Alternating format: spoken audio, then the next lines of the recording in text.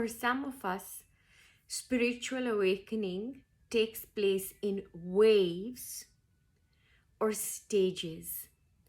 We don't all have to go through every stage in the order in which I'm about to share with you.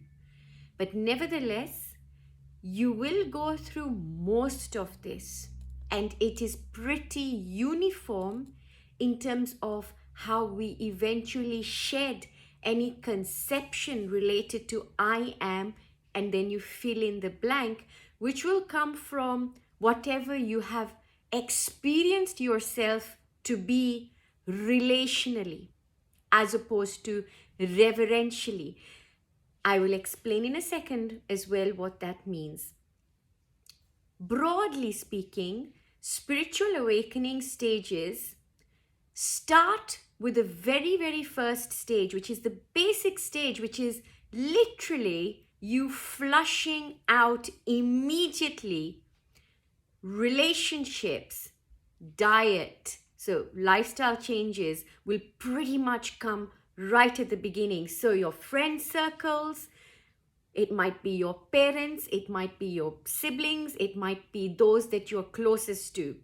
So that initial shake-up will suddenly mean that you don't want to be part of certain circles anymore because you don't resonate with that anymore.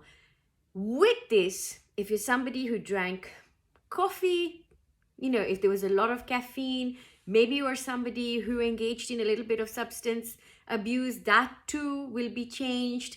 There might be things like you might have been a meat eater and suddenly you want to become vegetarian, so there'll be lifestyle changes.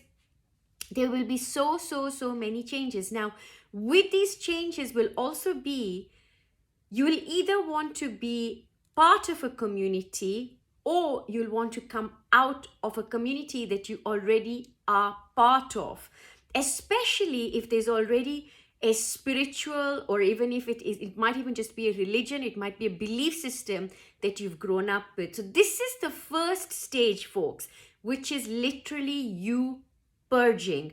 You are purging in every way, and physically too, you will go through a lot of purging. So for some of you, you'll go through a lot of digestive disturbances. For some of you, you will literally feel nauseous as well as you start to house this incredibly huge energies. Now, if you like, imagine that you have this huge energy that's about to burst forth inside of you, right?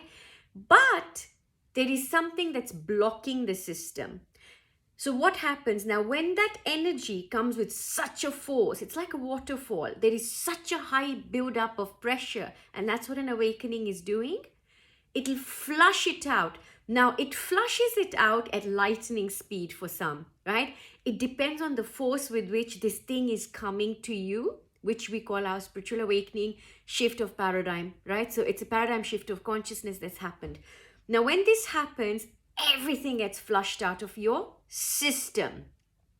And there is no order in which everything gets flushed out of your system. It could take years, it could take months, right? So there's no timely order in this, and neither is there an order or there's a sequence that's first it's going to be your mother and then your father, then your friends or your circle, your community, your religion. It doesn't come like that. But initially, you'll find yourself getting rid of old things as well. You'll find yourself, it's like doing a spring clean of even the space in which you live. So the space in which you inhabit will suddenly also go through an overhaul. So it's not just the space that you inhabit here in this house, which is our body, but it's your immediate environment. So you might relocate.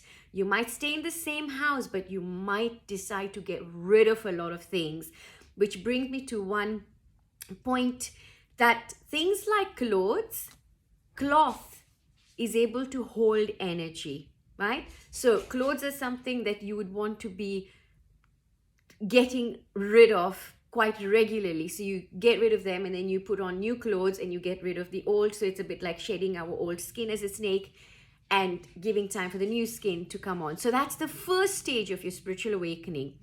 Now, once you are through with all the purging, alongside the purging will be this amazing synchronized events that somehow are just happening. You'll suddenly meet these new people, new books, new teachings, maybe even a new community, maybe a temple, a church, a belief, or, it could be a group of people, a forum, or maybe none of that, right? But there will be these aha moments that are coming to you, and you'll be able to put things together.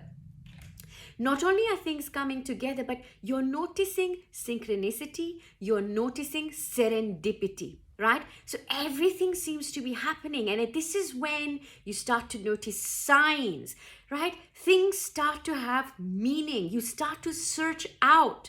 You want to know, okay, why am I suddenly seeing a flock of birds over me? A bird has flown into my house. Why is this happening? Why am I seeing number sequences all of a sudden? What does this mean? And for some of you, you might be seeing the number which indicates the time of your birth all of a sudden, right? All of a sudden, you'll be thinking something and it's literally happening, right? You might think of somebody and that person starts to call you. So there'll be so many things that are happening right now that are very, very full of synchronicity. Now, when all of this is happening, you then develop a sense of, whoa, there is this huge, bigger picture.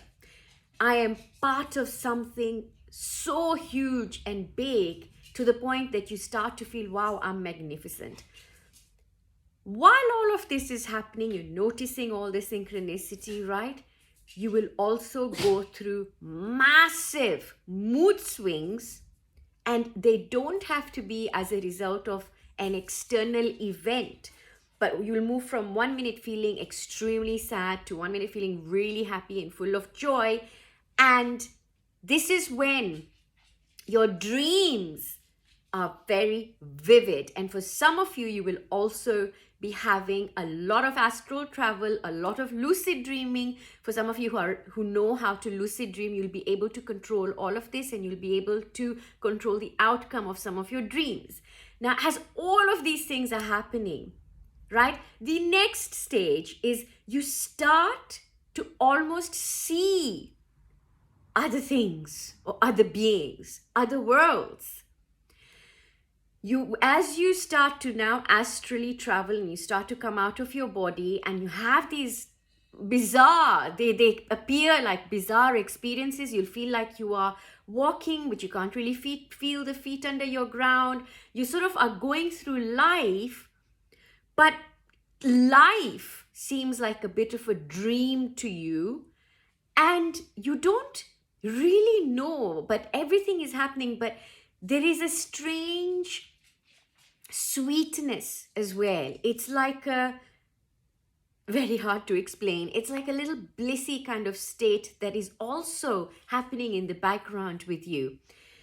As you go through all of this, right, and you're having these seemingly bizarre experiences, you don't know whether you're here or there, nothing seems to make sense to you in your waking world.